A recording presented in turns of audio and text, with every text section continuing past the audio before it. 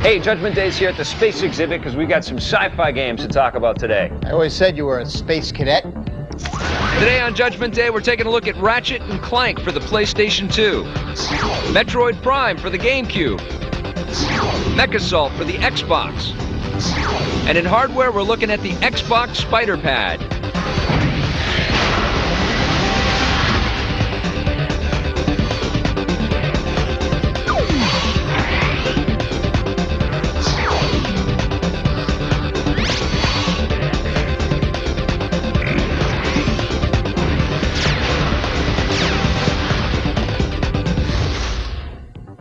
First game we're going to talk about is Ratchet and Clank. This is a new sci-fi themed platform action-adventure game from Sony for PlayStation 2. What'd you think? Ratchet and Clank is a great 3D platform game. Right. The only issues I have with the game is... Oh, we're starting with the issues first. Yes. Okay. I really never felt a sense of, like, awe or major connection with this game like I do with a game like Star Fox or the Mario Sunshine or your, Sly Cooper. Sly Cooper is Right. another great game. Don't get me wrong. This game is a very well put together, great. You'll have a lot of fun with it. I'm just saying it's not like this amazing revolutionary thing that I think a lot of people are kind of saying it is. I tend to agree with you, but there are some things about Ratchet and Clank that definitely have to be applauded. And not only, I mean, is it a weapons showcase, you've got all kinds of stuff. You've got flamethrowers, you've got machine guns, rocket launchers. But what sets this game apart is the visual qualities of the game. The worlds are incredibly huge. There has never been a platform action game on the PlayStation 2 with worlds this large. And it's all running at 60 frames per second. And you've got incredible details. Like you'll look up at a city and you'll see all kinds of spaceships flying all over the place. Everywhere you look, there's some beautiful piece of artwork in there. And the audio quality of the game is actually very good as well. My favorite part of this game, though, has got to be Clank, the robot Clank. It really reminded me of that little teddy bear. Teddy. From AI. He had that same kind of vibe. Talked like him. Yeah, he was just a cute character. But for me, the problem is at the core of the gameplay, Right. all you're doing is smashing boxes Yes. and collecting things. I think if they had spent a little bit more time sort of defining the characters and creating more of a mood and a sense of feeling, I mean, it feels very calculated, this game. It feels like they've done the checklist on all the things that have to be in a platform game. Yeah. And they've delivered. Smash on boxes, check. Tons of weapons, check. Check. You know? Collect things, check. And the heart seems to be missing. There was a couple camera angle issues sometimes That's true. as well. And the control, there's a little bit of a slip as well. It seems to slide a little Yeah. too much. It's sometimes hard. It's not like precision, No. pixel by pixel control. The other things that kind of bugged me a little bit about this game was that you're always dealing with like spaceships, like getting to the spaceship, fixing the spaceship, but you never actually get to fly in the ship, and you play a game like Star Fox Adventures, you're kind of a little disappointed. Absolutely. I love the load screens. I love the ships flying from planet to planet. But yeah, I wanted to jump into the cockpit. I wanted to have some space battles. This game is the classic example of giving you tons of things to do, but it still misses that sort of that thing that grabs you and hooks you and won't ever let you go. I'm going to give it an 8.5 out of 10. I'm giving it a 7.5. On the positive side, we were very impressed by the look of Ratchet and Clank. Very detailed environments, and everything runs at 60 frames per second. The amount of weapons that you get to play with in this game is fantastic. But our favorite part of the game definitely had to be the Clank character. Clank is a very cool robot. On the negative side, the controls weren't as tight as we wanted to be, and some of the camera angles get annoying. At the heart of the gameplay, it's really only about smashing boxes and collecting bolts. And finally, the storyline and characters just really don't touch you and connect with you like, say, a Mario or even a Sly Cooper. Well, it's a good thing we're in front of this giant engine, because we're going to be talking now about MechAssault for the Xbox. Yes. And this is a big game because it is Xbox Live compatible. What did you think of this one? Well, MechAssault is, it's a mech game. Very good. Follow along, everyone. Yeah, I will say this, is that this mech game is the best one I played this year. This is a great mech game. The thing that really make this game good are the effects. Yeah. The electricity effects, the explosion and the fogging and the destruction. I mean, you can literally take out every single building or item in the game, and it just doesn't blow up. it actually crumbles Yep. and there's dust clouds and everything. So that's a pretty cool element. It's kind of disturbing how satisfying that really is, isn't Not it? to me. I mean, Maybe to you. You take apart these buildings and you kick cars and trucks out of the way, and you basically... You think that's disturbing? Well, you wreak havoc. I think that's fun. It is very fun. It's incredibly the fun. best part is squishing the people. And they're running around. The beauty of this game is the fact that everything is absolutely destructible, and there's so much animation and artwork attached to that. You can crush everything. You can wreck through trees. You can just destroy buildings. You can play an amazing single-player sort of mission-based adventure where you get handed all these objectives and you have to go cruising around, basically taking out bases and then getting into some pretty big mech battles. And you know, at the end of the day, all you're doing is shooting, and that's it. But you're done. It's shooting with style. Oh, okay. It's shooting with panache. The single-player game is great. It's set up in a series of missions. You're basically going from level to level. You've got objectives like having to destroy a base and take care of all the tanks and infantry guys that are out after you. Or you might have to get into battle with some mechs. Sometimes there's some escort missions as well, where you have to bring, your guys to a safe point. But basically, you're just blasting the crap out of everything. Now, the reason why you even want to play the single-player game, even though this is like a major multiplayer game, if you beat the single-player game, you actually get access to new mechs with new abilities, new weapons, and then you can take those mechs and go into the multiplayer arena. I was fighting this guy that had these lava blasts, and there was nothing I could do. He was just wailing on me, blowing me up every single time. And that's where MechAssault really shines, on Xbox Live. There's lots of people playing. You can always find people to play with, and it's ridiculously fun. It is so much fun blasting away at other mechs out there, and there's a lot of customizable. There's lots of choices, lots of different modes, lots of different mechs. It's really a great game. Oh, for people who are into mechs, they would like that. For guys like me who can't stand them, big robots, because it just doesn't make any sense. Well, you're not going to want to like this game that much. I would have liked to have seen an Xbox Live game, like a boxing game or something like that. Right. Where you can really just trash talk one-on-one. I'm giving it 9.5. And I'm giving it a 7. On the positive side, this game is awesome in multiplayer. You gotta get Xbox Live. The single-player missions are great too, and as a bonus, you actually earn new mechs to play in multiplayer if you beat the single-player mission. And the visual effects are incredible in this game. It is so very satisfying, destroying everything. On the negative side, the gameplay does get a little repetitive. I mean, all you're doing is shooting your mech. And although this is one of the best mech games out there, if you're not into mechs, well, you may not be into this game. And finally, if you're not really into the whole online gaming thing and don't intend to get Xbox Live anytime soon, this one may be a rental. There's lots more sci-fi action coming up. Stick around. After this, Defender.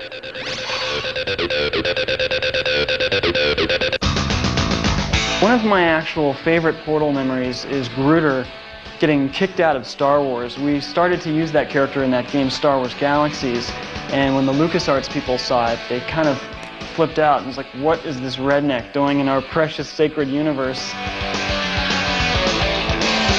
Where are we? This fall on G4, there's a different way to get lost.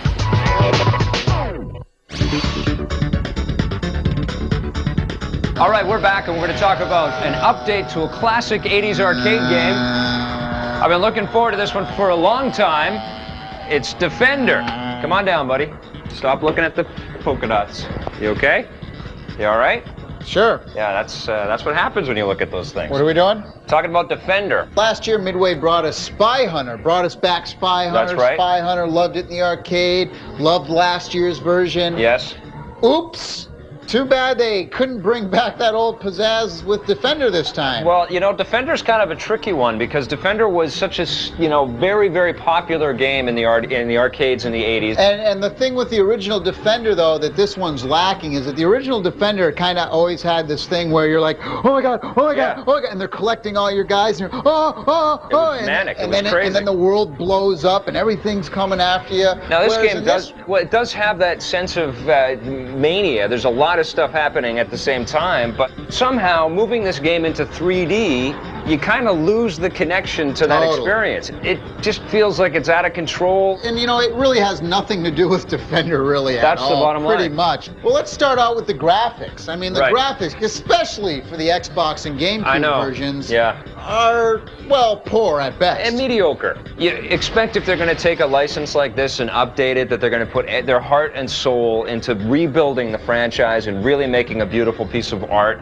Spy Hunter definitely delivered in that front, Yeah. and this game does not. It's got very bland spaceships. The aliens look very bland. There's tons of them, lots of stuff to kill, but nothing really blows you away. The world as well, you know, it's the art direction is completely lacking in this game. Right. You know, the environments look totally different from the buildings, and the buildings Yep. just look pasted on. What do you tell me? You didn't like the size of the big humans as you're flying over them, and then when they clip onto your ship, they're They like switch. They're like 2 pixels tall or something. Yeah, you know, there's just no continuity whatsoever. And then you have the cinematics, which are, again, completely different from what we're seeing in the rest And of the game. too many of them. It looks like they spent more time and effort and money on those movies Yeah. than they did on the gameplay. The control is pretty good. It's simple to get into. There's lots and lots of stuff to kill. The fire sound on the ship is actually the original fire sound That from was Defender, cool. so that was kind of neat. Yeah. But the most annoying part about this entire game was the fact that the sound effects and music got dropped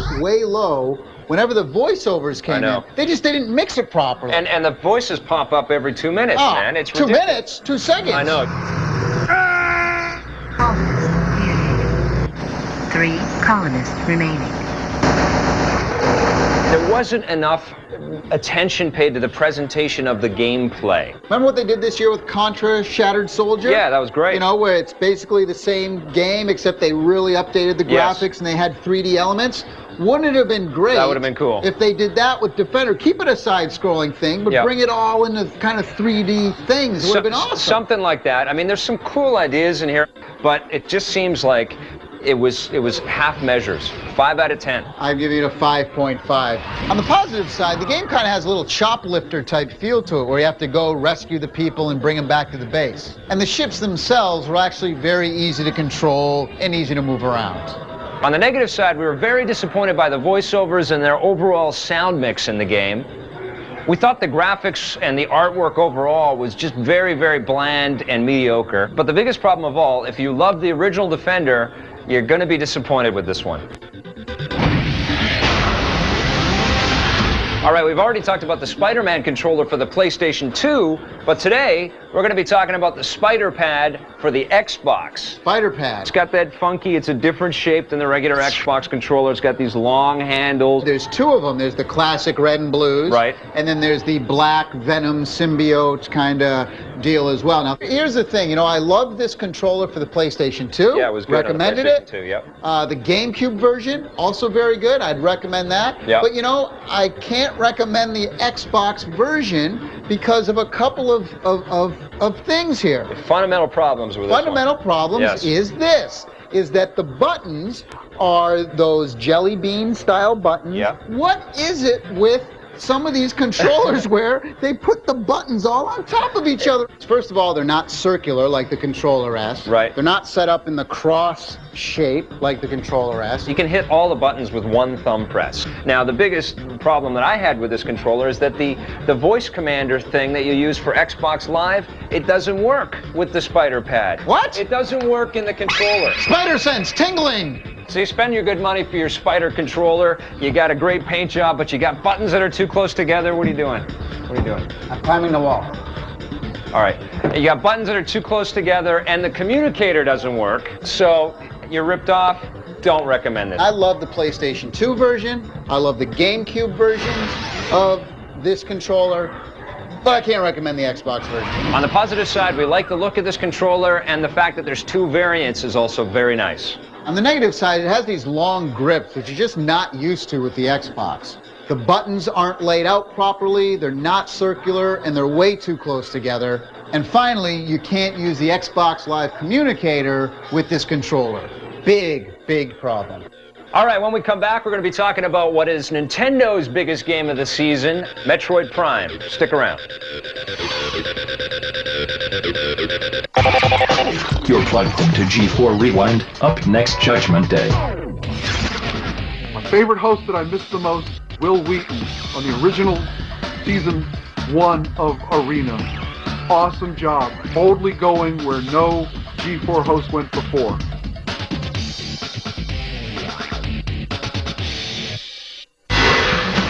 Buried Treasures brought to you by EB Games.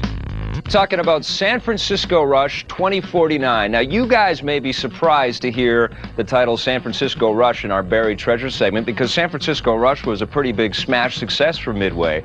But the thing is, this one wasn't. San Francisco 2049 was, people didn't pick this one up for some reason. This one's for the Dreamcast, and I gotta say, it's one of the most enjoyable racing games that you can find on the Dreamcast. The graphics are incredible. Everything moves very, very fluidly, 60 frames per second. There's flashing lights all over the place. There's huge jumps. There's loop-de-loops, all kinds of stunts you can pull off. The vehicles are very cool. It's sort of a projected cartoon future on some of those cool cars that were in the original San Francisco Rush game. And of course, all the environments in San Francisco have been altered somewhat to make them look a little more high-tech and space age. But I gotta say, the best reason to pick this game up for your Dreamcast is it's pretty much the perfect multiplayer game. There's a 4-player car combat game in this thing that rivals Twisted Metal. It is so much fun. The power-ups, all the different weapons that you can pick up, and of course they've ramped and sloped all the environments, so there's lots of jumps and stunts you can pull off and then swivel around and start shooting at your opponents there. This truly is a fantastic game. I've played this thing for hours and hours. I still bring it out and play it with friends when they come over now.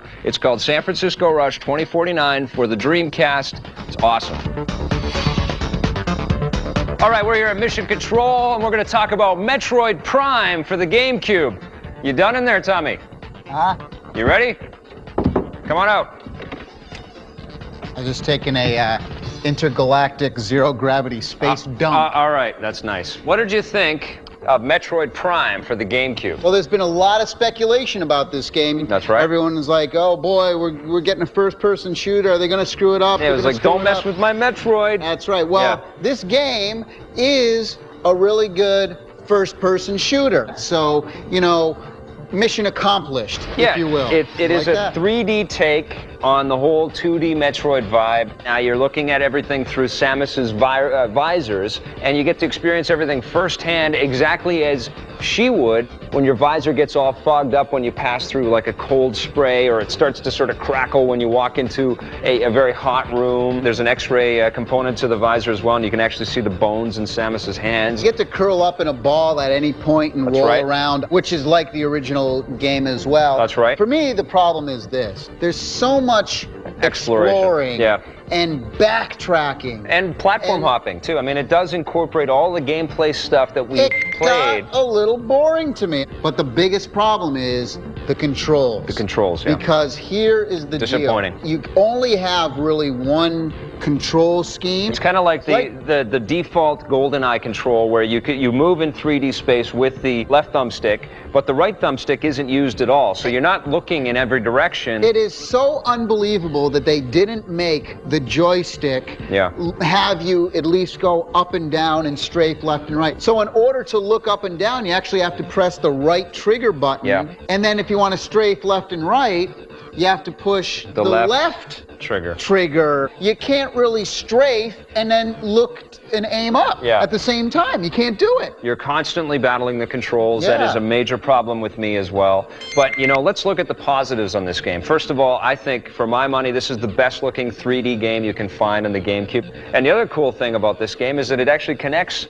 with Metroid Fusion. If you beat the entire game, you can connect with the Game Boy Advance, and you'll get the NES version of Metroid on this game. Well, my favorite part of Metroid Prime was the different weapons and the effects that the weapons, you know, whether it was electrical effects or guns that basically just like warbled the whole world. And how about that front end interface too? That is the best menu screens I've ever seen in any game ever of all time, and you can quote me on that. Yeah, stylish. I mean, if you're just talking style, I don't think there's a more stylish game on the GameCube right now. The other thing that I was surprised about is the fact that there is no multiplayer component in this game, and I know that Metroid games have always been single player, but you know, personally, there's no excuse for having an awesome first-person environment like this and not allowing people to play with their friends in a game like this. So what are you giving this? I'm going to give it a 9 out of 10. Oh, Houston, we have a problem. I still think it's a terrific GameCube game. I'm giving this a 7.5. On the positive side, the best menu screen we've ever seen.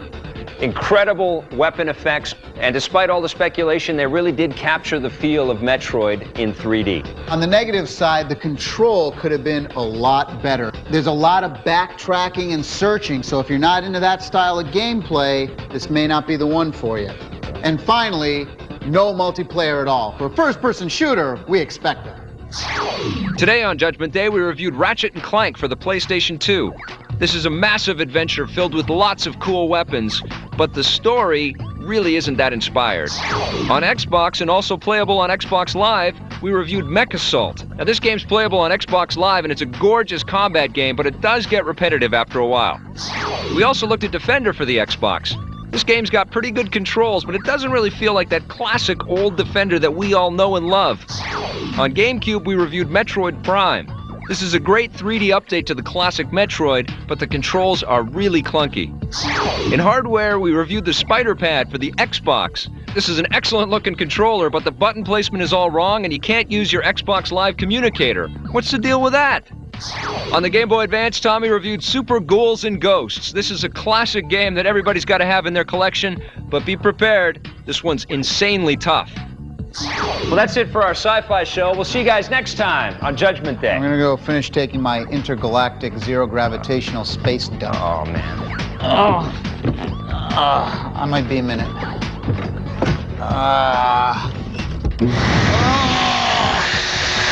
You can play with all kinds of people out there, and there's tons of there's tons of different mechs that you can choose from right away. But the reason why you want to play through that the reason why you want to play through the single.